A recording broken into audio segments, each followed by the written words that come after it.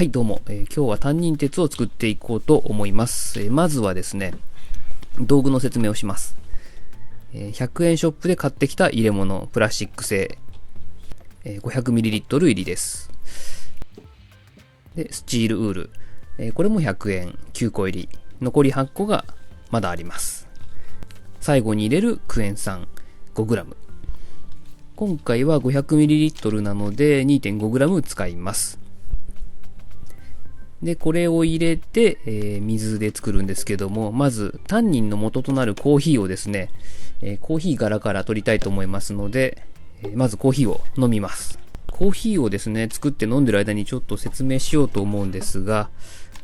タンニン鉄とはですね、お茶やコーヒーのタンニンと鉄を反応させて、木が吸収しやすい二価鉄を作る作業になっています。で、二価鉄は何がいいのかというとですね、根の成長が促進されることと、葉っぱが濃い緑になってより光合成ができるようになりますと。でもちろんですね、土の中にももともと鉄はあるんですけども、それは木が吸収しづらい酸化鉄っていうものになってて、これをですね、根が成長することにより酸を出して鉄を二価鉄に変えて吸収しているそうです。でそれをですね、肥料的に、人間が二価鉄を散布することによって、より効果を出そうということになります。で、実際は農業の現場では結構使われてるようですね。だいたい原液から10倍ぐらいで使われてるんですけども、盆栽はそんなに地面に撒いてるわけではないので、100倍ぐらいでいいのかもしれないです。だいたい2週間に一遍ぐらいで良さそうな気がします。その辺は、調子を見ながら、初めは薄めに、あんまり毎日やるものでもないので、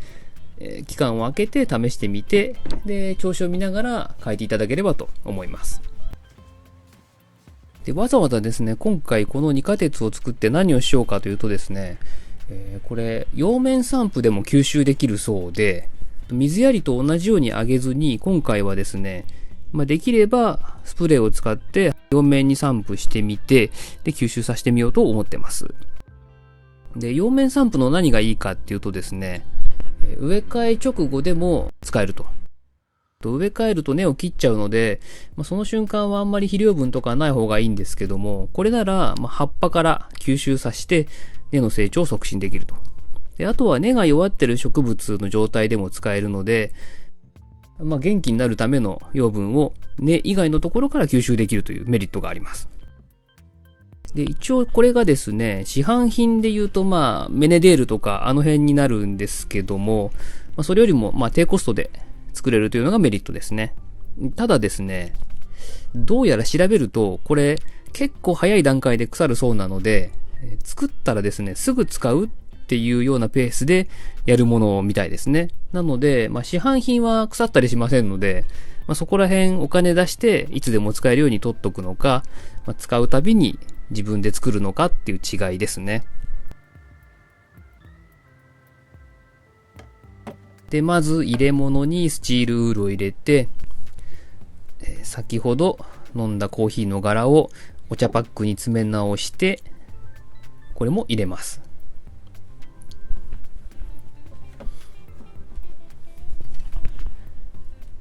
今回は水が 500ml。ちょっと少なめですけど、大丈夫でしょう。これを入れると、結構早めにね、茶色くなってきます。まずは最初にコーヒーの黒というか茶色が出始めて、で、その後、だんだん茶色くなって、黒くなってきます。で、ここから今回は24時間置いてみます。反応早くするためにはですね、お湯でやった方がいいそうなんですけども、今回はプラスチックの入れ物なので、水で作ります。それだともっと早くできるそうですね。で、最後にですね、今回はクエン酸を入れて、残ってる酸化鉄を、さらに二価鉄にするんですけども、クエン酸を入れたことによって、pH がかなり酸性に傾くので、原液とか10倍では絶対上げない方が良くて、100倍でも足りなくて1000倍ぐらいで上げようと思ってるんですが、そうすると、もともとあったその鉄分を1000倍に薄めちゃうので、もしかするとあんまり意味がないので、クエン酸は入れなくていいのかなとちょっと思います。はい。で、24時間経ちました。もう真っ黒ですよね。墨汁のような感じですね。だいたい3時間ぐらい経ったぐらいからかなり黒くなってて、ほぼその後はこの状態でしたね。で、置き場所としては、今日当たってますけど、日の当たるとこに置いておくとより、こう、腐ってくるので、できるだけ暗くて、涼しい場所に置いとくようにしてください。今のところ匂いはですね、ちょっと薄いコーヒーの香りがするなっていうぐらいです。で、ここに今回はクエン酸を入れて反応の様子を見ます。この入れ物がですね、500ml なので、2.5g を測って入れます。1リットルにつき 5g 程度でいいそうです。で、クエン酸を入れてかき混ぜると、黒かった液体がですね、すぐ茶色くなってきます。で、最終的にはかなり薄くなって、そうだな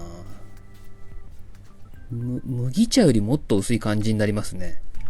結構透明に近くなります。ただこの時点でですね、pH が 3.5 ぐらいだったので、